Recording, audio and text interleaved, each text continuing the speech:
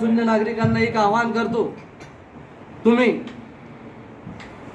सर्वात मोठं एक मुद्दा माझा लक्षात ठेवा, माझा मतदार भगिनींनो, तुम्हाला एका मठाचा अधिकार डॉक्टर बाबासाहेब आंबेडकरांनी शाळेच्या बाहेर राहून पाणी न पिता त्यांना जो त्रास झाला, त्यांच्या शिक्षणाच्या माध्यमातून शाहू महाराजांचे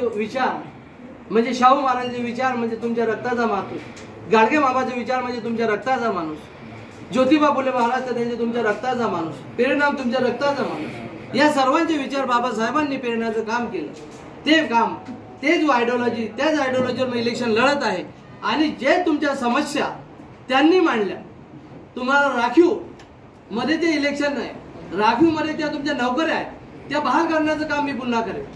बेरोजगारी निर्माण करण्या, तुमच्या बेरोजगारी संपवण्याचं मी काम करेन. साहेब, आता मतदान आहे, नागरिकांना तुम्ही काय आव्हान करता? नागरिकांना मतदानासाठी मी आवाहन करेन, तुम्ही भरघोस मताने मतदान करा आणि वोटिंग कुठेही करा.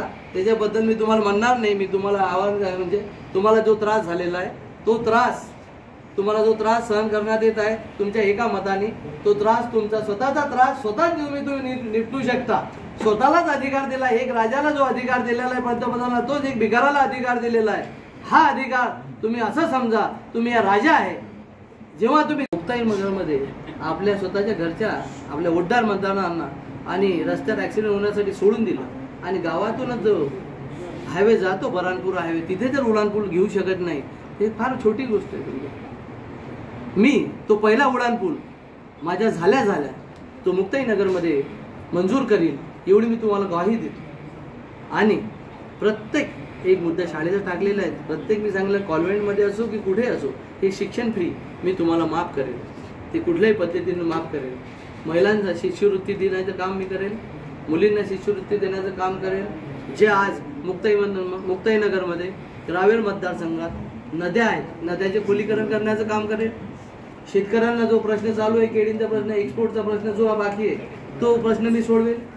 तो प्रश्न मी तुम्हाला लगेच सोडून देईन. शेतकरी बांधव माझे कधीच उपाशी मरणार नाही. नद्यांची खोलीकरण केली तर तुमचा पाणीसाठा वाढेल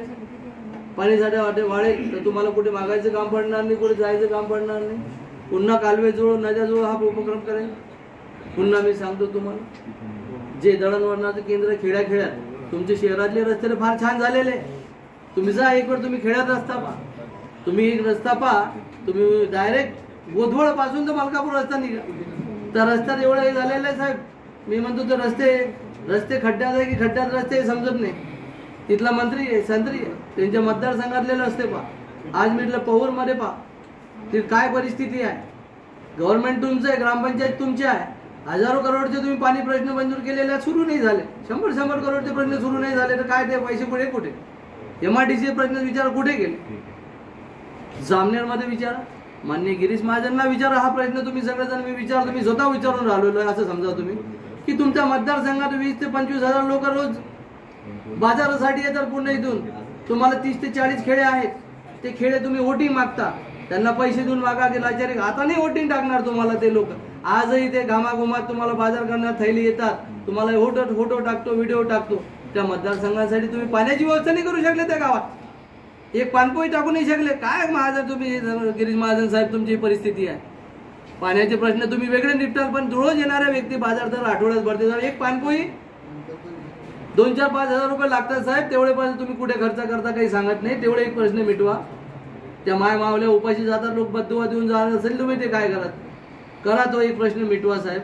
तुम्ही आले पाहिजे, आमची मनपूर्वक इच्छा आहे, पण तुमच्या कर्तृत्वानं तुम्ही येऊन नाही राहिले. तुम्हाला फार चान्स दिले या लोकांनी. 3-3 वेळ विश्वास ठेवला, एक वेळ 2 वेळ मोदींच्या नावावर, एक तुमच्या स्वतःच्या नावावर, पण तिसऱ्या वेळ ही जनता तुमच्यावर तुमच्या जुमल्यावर विश्वास ठेवणार नाही, तुमच्या भूलटाप्याला बळी पडणार नाही. तुम्ही कितीही आश्वासन द्या, आम्ही ते मुद्दे घेतलेले आहे. तुम्ही सांगून आलो मंदिराचे मुद्दे आम्ही घेतो. पूर्ण मतदारसंघातले जेवढे मुद्दे आहेत, आपले देऊळ मंदिर आहेत, यांना भरघोस निधी आणण्याचं काम मी करील केंद्रातनं, आणि त्यांचं डेव्हलपमेंट करेल. मुक्ताई नगर म्हटलं तुम्ही 15 वर्षात जे करू शकले नाही, मी पण करून दाखवेन. हे सगळे मुद्दे मी करून टाकेन, पण मुद्द्या त्याच्या पहिले मी शाळा डेव्हलप करीन, सेकंड मंदिर डेव्हलप करीन. मंदिरात एक घंटा जाईल तुमचा, तर शाळेत 8 घंटे जाईल. तुम्हाला शाळा डेव्हलपमेंट करणं जरुरी आहे, मंदिर नाही. नंतर सेकंड जरूर आहे. तुम्ही जे आज ज्या पद्धतीने तुम्ही हे राजकारण करून राहिलेलं आहे ते राजकारणाची पद्धत सोडा. तुम्ही मुद्द्याच्या राजकारणावर विश्वास ठेवा. तुम्ही देशा जे अराजकता म्हणजे जातीचं तेढ माझ्या मुसलमान बंधूंवर जे आता हे सेक्युलरपणाचं जे दाखवत आहे ते लढवत आहे. तुम्ही स्वतंत्र त्यांच्यावर घात घालत आहात. प्रत्येक समाजावर तुम्ही जो घात घालत आहात तो घात घालू नका. तुम्ही वैयक्तिक मुद्द्यावर तुम्ही लढा. तुम्ही जातीय मुद्द्यावर लढा.